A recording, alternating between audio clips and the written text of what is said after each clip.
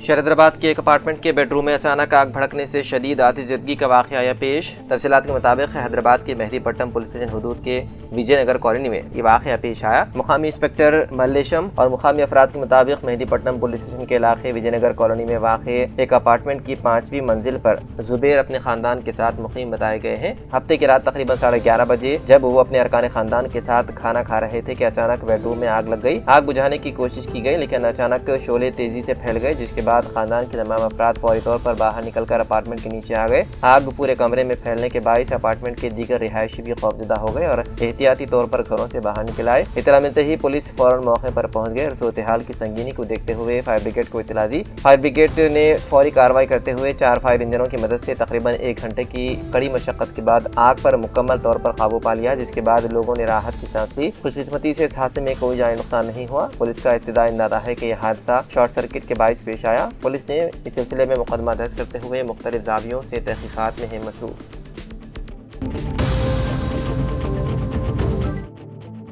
हैदराबाद के cycle track पर नामालूम अफराद की जानिब से बिजली की तारें चोरी किए जाने का इंकशाफ हुआ, जिसके बायस कोकापेट से कोल्लूर जाने वाले रास्ते पर गुज़िश्ता 10 दिनों से स्ट्रीट लाइट्स बंद पड़ी हैं, जिससे साइकिल सवारों और पैदल चलने वालों को मुश्किलात का सामना करना पड़ रहा है। इत्तलात के मुताबिक साइकिल ट्रैक इस्तेमाल करने वाले मुतादिद साइकिल सवारों ने मुताल्लिका हुकाम से शिकायत की कि कोकापेट से कोल्लूर तक के रास्ते पर स्ट्रीट लाइट्स कई दिनों से काम नहीं कर रही है, जिसकी वजह से रात के औकात और सुबह सफर करना गैर महफूज हो गया है। शिकायत मौसूल होने के बाद मुताल्लिका हुकाम ने साइकिल ट्रैक का मुआयना किया, जिसके दौरान पता चला कि स्ट्रीट लाइट्स को बिजली फराहम करने वाली तारें नामालूम अफराद चोरी करके ले गए। वाक़े के बाद हुकाम ने नासिंगी पुलिस में बाज़ाब्ता शिकायत दर्ज करवाई, जिसके बाद पुलिस ने मुकदमा दर्ज करके तहकीकात का आगाज कर दिया। पुलिस अतराफ में नस्ब CCTV कैमरों की फुटेज का जायजा ले रही है और मुल्जिमान की शनाख्त व गिरफ्तारी के लिए इक़दाम किए जा रहे हैं। सदरनशीन उर्दू अकादमी रियासत तेलंगाना ताहिर बिन हमदान निर्मल के एक रोज़ा मसरूफ तरीन दौरे पर पहुंचे और निर्मल के मुख्तलिफ वार्ड्स में SIR अमल का जायजा लिया। उनके हमरा निर्मल कांग्रेस इंचार्ज मिस्टर के श्रीहरि राव, नायब सदरनशीन बल्दिया mister A Ganesh Chakravarthi, Sarangapur market committee के सदरनशीन अब्दुल हादी के अलावा कांग्रेसी कायदीन की बड़ी तादाद मौजूद थी। उन कायदीन ने निर्मल के मोहल्ले गाजुलापेट, बुधवारपेट, मंगलपेट, गुलजार मार्केट, भाग्यनगर में SIR के कैंप पहुँचकर मुआयना किया। बादना तमाम कायदीन ने मुकामी दफ्तर सियासत पहुँचे, जिस पर स्टाफ रिपोर्टर उदनामा सियासत सैयद जलील अजहर ने उन हजरात का खैर मकदम किया। जारिया SIR कैंप के सिलसिले में हर वार्ड में कायदीन अराकीन बल्दिया वार्ड्स में SIR फॉर्म्स की खानापुरी करते हुए आवाम की रहनुमाई कर रहे हैं। वहीं निर्मल की हमारा सहारा हमारा यूथ एंड वेलफेयर सोसाइटी ने भी SIR के आगाज से निर्मल के कई वार्ड्स में फॉर्म्स की खानापुरी और रहनुमाई करते हुए हजारों फॉर्म्स पूर करते हुए BLO के हवाले किए। इस सोसाइटी के सदर मिस्टर शेख इरशान, आफरीन खानम और माहीन के बेलौस खिदमात पर उन कायदीन ने जबरदस्त सताइश करते हुए तीनों को शालपोशी करते हुए तहनीत पेश की। इस मौके पर मोहम्मद अजहर हुसैन, सीनियर कांग्रेसी कायद शेख जब्बार NRI, मोहम्मद ईशान अली, सेक्रेटरी निर्मल दिले कांग्रेस मौजूद थे। शेख शरीफ मामड़ा मंडल यूथ कांग्रेस प्रेसिडेंट की सालगिरह के मौके पर विनोद राव एडवोकेट व साबिक पब्लिक प्रोसिक्यूटर की क़यामगाह पर केक काट कर उनकी सालगिरह मनाई। इस मौके पर एडवोकेट विनोद राव ने शेख शरीफ की शालपोशी करते हुए मुबारकबाद पेश की। इस मौके पर सीनियर कांग्रेसी कायद मिस्टर अनीस अहमद खान, A राजेंद्र, साबिक municipal chairman Khanapur T सोमित, advocate व दीगर मौजूद थे। बाद शेख शरीफ ने मुकामी दफ्तर सियासत पहुँचकर सैयद जलील अजहर स्टाफ रिपोर्टर उदनामा सियासत से मुलाकात की और दफ्तर सियासत में भी केक काट कर शेख शरीफ की सालगिरह तकरीब मनाई गई। इस मौके पर doctor M.A. Mateen, Anees Ahmed Khan, senior कांग्रेसी कायद Afnan Khan, businessman Sheikh Jabbar NRI, A Rajendra, साबिक म्यूनसिपल चेयरमैन खानापुर मौजूद थे। उनकी शालपोशी करते हुए सालगिरह की मुबारकबाद पेश की गई और नेक तमन्नाओं का इजहार किया गया।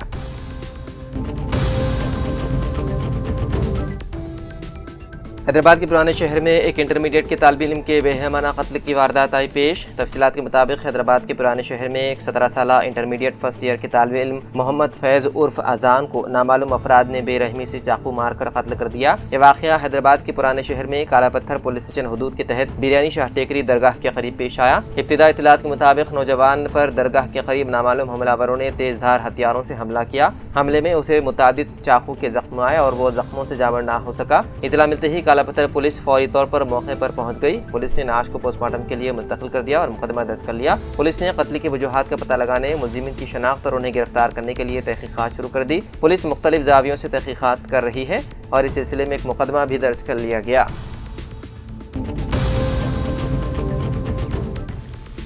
हिंदुस्तानी बैडमिंटन स्टार पीवी सिंधु ने तारीख रकम कर दी। वो जापान ओपन का टाइटल जीतने वाली पहली हिंदुस्तानी बैडमिंटन खिलाड़ी बन गई। खवातीन के सिंगल्स फाइनल में सिंधु ने जापान की स्टार खिलाड़ी यामागुची को मुसलसल 2 गेम्स में शिकस्त देकर ये एजाज अपने नाम किया। सख्त मुकाबले में सिंधु ने 17-21 और 17-21 से कामयाबी हासिल की। खवातीन के सिंगल्स मैच के आगाज से ही पीवी सिंधु ने जारहाना खेल का मुजाहरा किया। क्रॉस कोर्ट ड्रॉप्स और ताकतवर स्मैश के जरिए उन्होंने यामागुची पर दबाव बढ़ाया। पहले गेम में आखिर तक सख्त मुकाबला जारी रहा, ताहम अहम लम्हात में मुसलसल पॉइंट्स हासिल करते हुए सिंधु ने 17-21 से गेम अपने नाम कर लिया। पहला गेम जीतने के बाद सिंधु ने दूसरे गेम में भी अपनी जारहत बरकरार रखी। यामागुची के नेट गेम का मौसर अंदाज में सामना करते हुए सिंधु ने दूसरा गेम भी 17-21 से जीत लिया और जापान ओपन टाइटल अपने नाम कर लिया।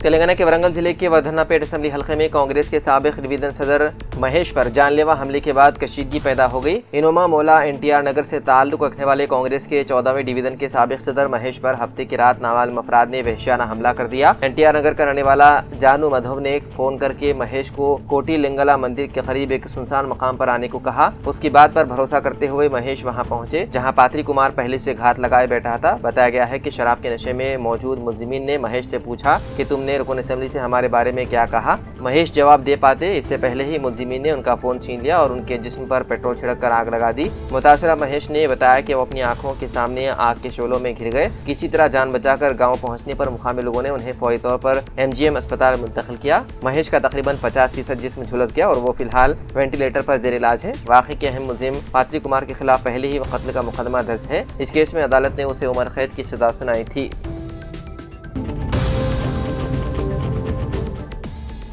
तेलंगाना के वज़ीर आला रेवंत रेड्डी ने हुकाम को हिदायत दी है कि खाने पीने की अशिया और अद्वियात में मिलावट की रोकथाम के लिए सख्त कानून तैयार किया जाए। उन्होंने कहा कि सब्जियों, फलों, दूध और ग़िज़ाई अशिया में मिलावट की वजह से अवाम बीमार हो रहे हैं। वज़ीर आला ने MCHRD में ग़िज़ाई अशिया और अद्वियात में मिलावट की रोकथाम के इक़दाम का जायजा लिया। इस मौके पर उन्होंने तशवीश का इज़हार करते हुए कहा कि पत्तों वाली सब्जियों और दूध को ज़्यादा दिन तक महफूज रखने और फलों को जल्द पकाने के लिए बेदरीग केमिकल्स का इस्तेमाल किया जा रहा है, जिससे आवाम की सेहत मुतासिर हो रही है। वज़ीर आला ने कहा कि खाद और कीड़े मार अद्वियात के ज्यादा इस्तेमाल की वजह से ज़राई पैदावार में भी कीमियाई अज्जा के असरात पाए जा रहे हैं, जिनके बाइस बाज़ ममालिक हिंदुस्तान से ज़राई अशिया दरामद करने से इनकार कर रहे हैं। उन्होंने कहा कि बाजार में नामियाती मसनूआत के नाम पर अशिया महंगे दामों पर फरोख्त की जा रही है, लेकिन ये साबित करने का कोई मुनासिब निज़ाम मौजूद नहीं कि वो वाकई नामियाती मसनूआत है या नहीं। रेवंत रेड्डी ने हुकाम को हिदायत दी है कि मिलावट की रोकथाम के लिए जामे क़वानीन रखने वाले ममालिक का दौरा करके वहाँ के तरीक़ेकार का मुतालिया किया जाए और एक जामे रिपोर्ट तैयार की जाए। उन्होंने मिलावट की रोकथाम के लिए पहले क्योर इलाके को पायलट प्रोजेक्ट के तौर पर मुंतखब करने की तजवीज़ पेश की है।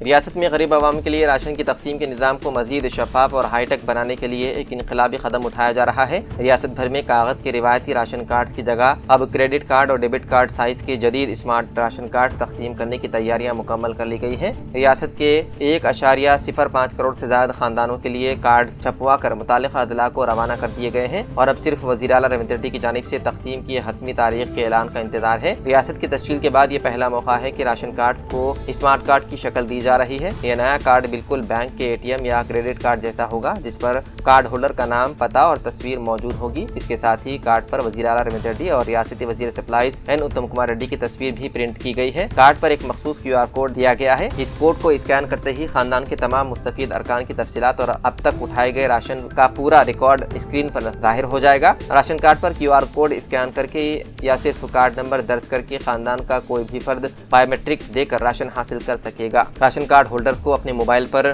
T-राशन ऐप डाउनलोड करना होगा। इस ऐप में OTP के जरिए अपने नए राशन कार्ड को लिंक करना होगा और सिक्योरिटी के लिए एक M-पिन बनाना होगा। रियासत में जुमला 1,05,42,188 राशन कार्ड हैं, जिसमें मुस्तफीदीन की जुमला तादाद 3,39,96,249 से ज़ायद है।